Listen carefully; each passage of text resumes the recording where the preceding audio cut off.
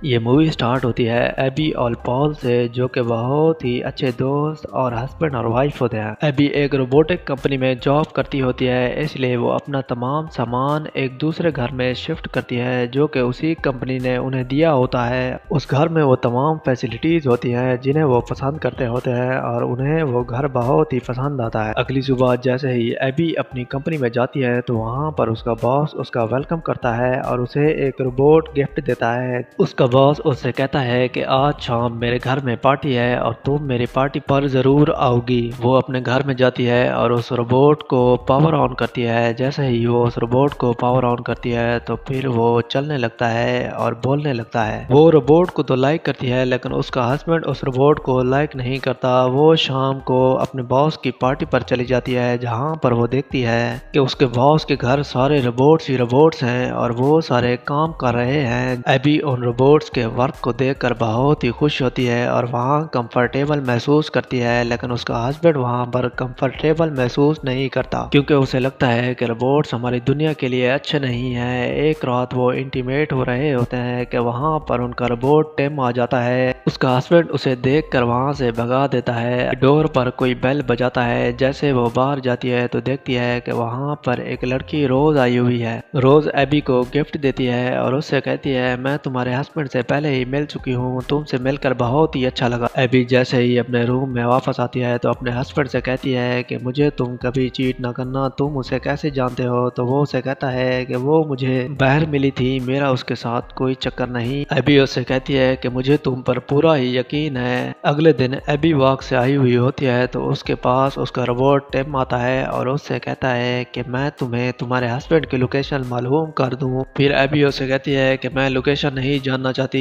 लेकिन उसके जहन में एक सवाल आता है। फिर वो उसे कहती है कि तुम मुझे मालूम कर दो। तो फिर वो उसे बताता है। रात को जब उसका हस्बैंड घर आता है तो वो उससे पूछती है कि तुम कहाँ गए थे। वो उसे बताता है कि मैं पास ही काम के लिए गया था। अगली सुबह एबी अपनी ड्रेस चेंज कर रही होती है। वो अपने रोबोट से कहती है कि तुम मेरी ड्रेस की जिप दे दो। वो उससे कहता है कि मैं नहीं दे सकता। फिर वो उससे कहती है कि ये कोई प्राइवेसी नहीं, तुम मेरी जिप को ऊपर कर दो। जैसे ही वो उसे हाथ लगाता है तो उसे फीलिंग आनी शुरू हो जाती है। एबी अपनी कंपनी में एक रोबोट के हैंड को अपग्रेड कर देती है। इससे उसका बॉस बहुत ही खुश होता है और उससे कहता है कि तुम एक अच्छी वर्कर हो और तुम्हारे हाथ में जादू है। जैसे ही एबी अपनी कंपनी से वापस आती है तो वो देखती है कि उसका हस्बैंड टिम के सामने रोज के साथ बातें कर रहा है। वो समझती है कि इन दोनों के दरमियान कुछ चल रहा है। वो अपने हस्बैंड से कहती है कि तुम्हारा उसके साथ क्या रिलेशन है। फिर वो एबी से कहता है कि मेरा उसके साथ कोई भी रिलेशन नहीं, तुम ये अच्छी तरह जानती हो और मैं तुम्हारे बगैर रह नहीं सकता, तुम मेरी लाइफ हो। इस बात पर एबी खुश हो जाती है और उसकी बात मान लेती है। एक दिन एबी अपनी कंपनी में वर्क करके आ रही होती है। इतने में उसे रोज मिल जाती है और वो रोज से बातें करती है। रोज उसे एक नेकलेस दिखाती है जो कि गोल्ड का होता है। रोज उसे कहती है कि ये मुझे बहुत ही पसंद है और मैं नेक्स्ट टाइम इसे लूंगी। एबी ये सुनकर बहुत ही खुश होती है। वो दोनों टीम को कंपनी में रिपेयरिंग के लिए छोड़ आते हैं और वो दोनों एक दूसरे के साथ इंटीमेट हो रहे होते हैं। इतने में उसका हस्बैंड पॉल उसे कहता है कि मैं उस रोबोट को पसंद नहीं करता और जल्द ही मैं उसे यहाँ से भगा डालूंगा।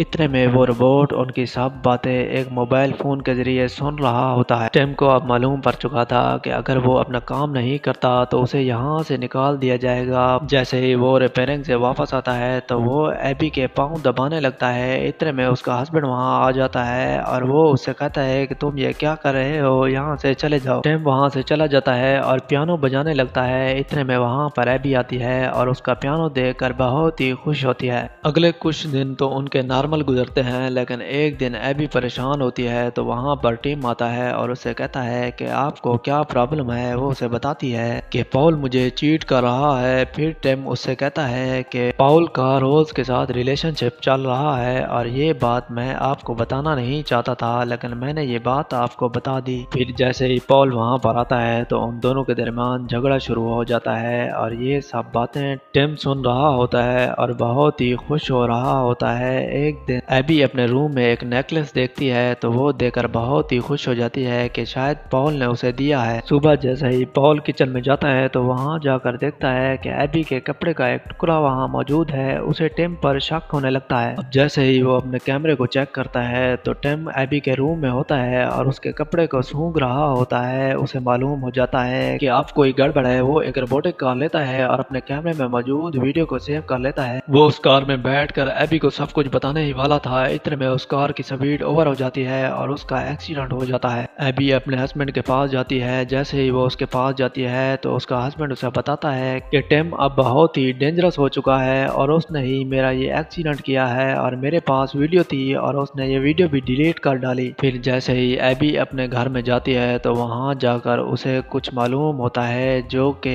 पॉल के लिए बहुत ही खतरनाक होता है। वहाँ पर टिम ने एक आर्टिफिशियल वीडियो बनाई हुई होती है जिसमें पॉल और रोज एक दूसरे के साथ इंटीमेट हो रहे होते हैं। वो एबी से कहता है कि मैं अपनी प्राइवेसी तोड़ना नहीं चाहता था, लेकिन मैं आपका वफादार हूँ, इसलिए मैंने ये वीडियो आपको दिखाई। एबी वहाँ रो रही होती है तो वहाँ पर पॉल आ जाता है। पॉल उसे कहता है क्या हुआ है। फिर टिम उसे वो वीडियो दिखाता है। पॉल मानता ही नहीं, ये सब कुछ मैंने किया है। पॉल ये सब कुछ देखने के बाद अपने घर से बाहर जाता है, लेकिन फिर वो जैसे ही वापस आता है तो वहाँ पर वो टिम उसके सर पर वार करता है। वो टिम को एक टब में ले जाता है जहाँ पर पानी होता है। इतने में रोज आ जाती है। वो रोज से कहता है कि पॉल यहाँ से चला गया है, फिर उसे वो मार डालता है। टिम पॉल को मारकर फूलों के नीचे दफना देता है जिससे किसी को खबर तक भी ना पड़े कि पॉल मर चुका है। एबी अब बहुत ही मायूस होती है। वो पॉल की पिक्चर देखती है और रोती रहती है। ये सब कुछ टिम अपनी आंखों से देखता है। अब टिम को ये लगता था कि वो उसका हस्बैंड बन चुका है। वो अपनी फीलिंग उसके साथ शेयर करता है, लेकिन उसे मालूम ही नहीं होता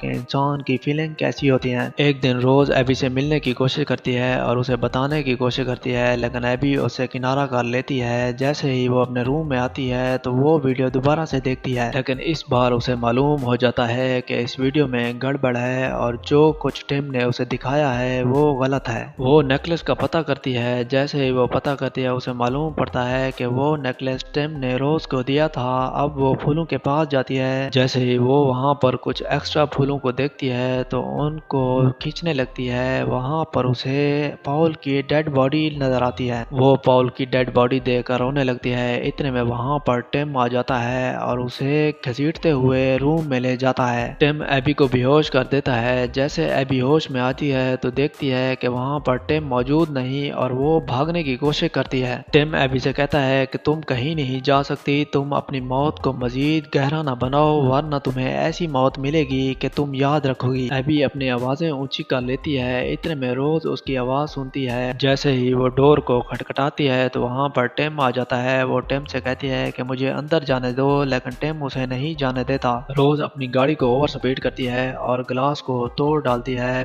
फिर वो एरन की एक सलाख को उसके सीने में घुसा देती है। वो मरता नहीं, रोज को मार डालता है। ये सब कुछ एबी देख रही होती है और वो रोने लगती है। वो टिम से कहती है कि मैं मरना नहीं चाहती। वो उसे शट डाउन करने की कोशिश करती है, लेकिन वो शट डाउन नहीं होता क्योंकि उसने प्रोग्रामिंग चेंज कर रखी थी। फिर वो एबी को घसीटते हुए ऊपर वाले फ्लोर पर ले जाता है। वो उसकी गर्दन से पकड़ता है और उसे नीचे गिराने वाला होता है। इतने में वो उसे कहता है कि आई लव यू। फिर एबी उसे कहती है कि आई लव यू। वो वहाँ पर ही शट डाउन हो जाता है और एबी बच जाती है और इस मूवी की कहानी यहीं पर ही एंड हो जाती है।